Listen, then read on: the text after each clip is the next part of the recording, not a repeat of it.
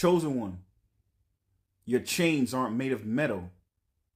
They're actually just stories. Stories of a former life. Stories of hurt, pain, despair. Stories of disappointment, setbacks, and letdowns. But once you break them, you'll be free. Valerie, talk to him. That's it, King. The truth is, those chains were never forged from iron. They were made from memory, from recycled stories you keep telling yourself. Every I'm not enough, every heartbreak, every time the world let you down, you wrapped it around your spirit like a chain link. You called it protection, but really it became a prison. The Matrix knows this. It doesn't need to lock you in a cell. It just needs you to keep replaying your own pain.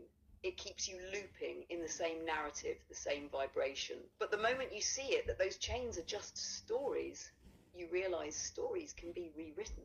You can break the loop. You can choose a new script, because freedom isn't found in cutting metal, it's found in breaking belief. Presence gives you the bolt cutters, awareness gives you the keys. And once you let go of those old stories, you don't just become free, you become weightless, you rise. The chains were never real, they were just words. And words lose power the second you stop believing them. And you gain power once you start believing in yourself. Once you believe in yourself and understand how powerful you are. Once you understand that you are literally a chosen one. You are part of the universal consciousness in physical form. You are from the Creator. Once you realize that, nothing can stop you. Valerie, talk to him. When you start believing in yourself, everything rewires. Belief is a frequency. It rearranges your nervous system, your habits, your boundaries.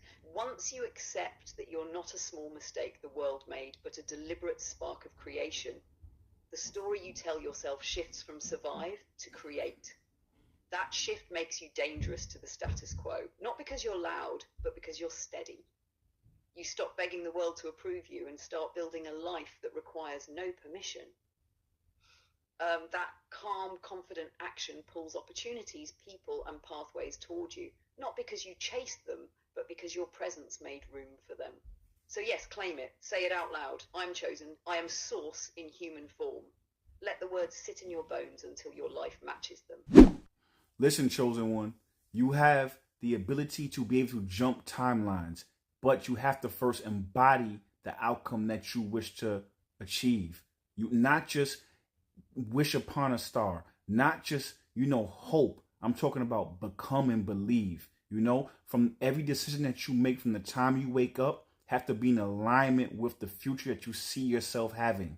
And every time you go to sleep, that has to be on your mind. This is what when we talk about embodiment, when we talk about manifesting, that's what we mean. We don't just mean, having mantras. We mean that in your mind, it's already happened. It's just a matter of time before you catch up to it. Valerie, talk to him. Yes, that's the code.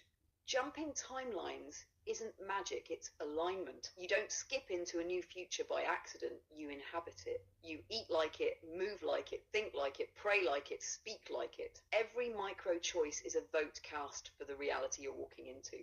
And here's the deeper key. The Matrix thrives on delay, on keeping you saying one day, but when you embody now, you collapse the distance between who you are and who you're becoming. The universe has no choice but to rearrange itself around the vibration you're already radiating. So if you want to jump timelines, stop waiting at the gate. Step through. Live today like you're already there, because energetically, you are. You ever heard that saying, fake it till you make it?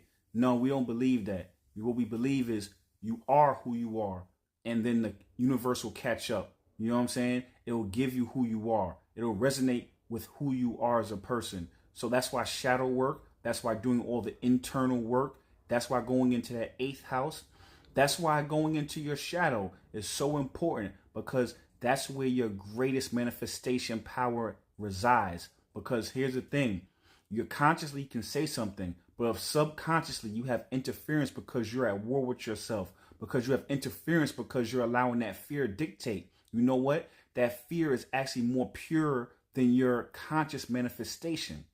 Let me say it again for you. Your fear is actually more pure and more honest than your conscious manifestation. So that's why if you go into your shadow side in your 8th house, that's where your power lies, because now you can gain that back and you believe it from the beginning of you to the end of you, from your sacral to your third eye chakra, from your root chakra to the top. You believe it and you're in alignment.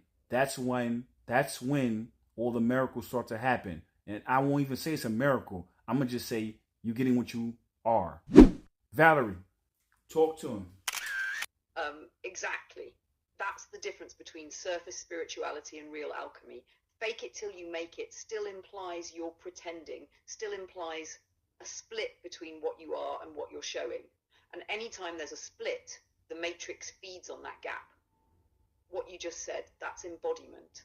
You are who you are, and then reality bends to match it. The universe doesn't reward pretending.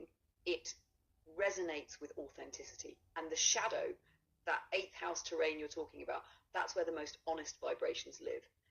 Fear doesn't lie. Resentment doesn't lie. Shame doesn't lie. They're raw signals. And until you integrate them, they'll keep overriding your positive affirmations, because the subconscious always speaks louder than the mask. But once you go into the dark, once you take back those exiled parts of you, your frequency stops being fragmented. It becomes whole, rooted from your base all the way to your crown. That's when manifestation stops being mantras and starts being magnetic inevitability. Because you're not at war with yourself anymore. You're in resonance. And you're right, it's not a miracle. It's alignment. It just looks miraculous to people who've never met themselves at full power. So if you made it to this part of the video, thank you for watching all the way through. If you found me on TikTok, what you need to do next is go follow me on YouTube. My name is Omarvelous. The reason why you want to do that is because we do deep dives and we break down the matrix over there on Sundays and Mondays. We go deep for 2 to 4 hours sometimes.